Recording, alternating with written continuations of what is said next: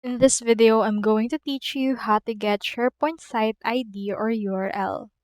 So to do that, first head over to your actual Microsoft account. Click on the sign in option in order to sign in for it.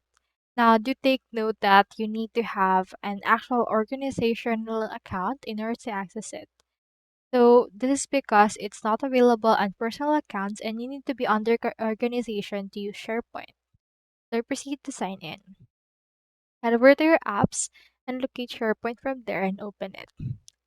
So I have in here the support article from SharePoint Diary that can help us. So to find the site ID, you can use the REST endpoint.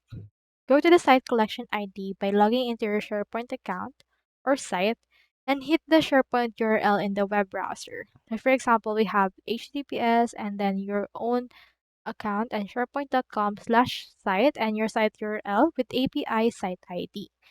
Just pause the screen in order to get this. To get the substitute ID, you can also get that right here.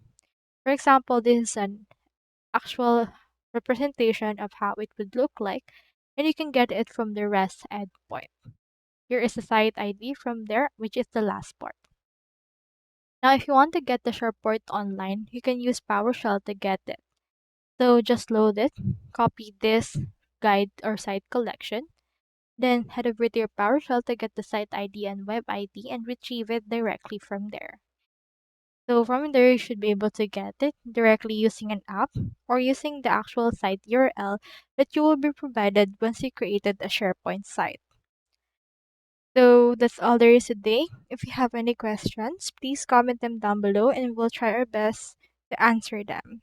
If you have any video topics that you want to get, also comment them down below. Thank you so much for watching.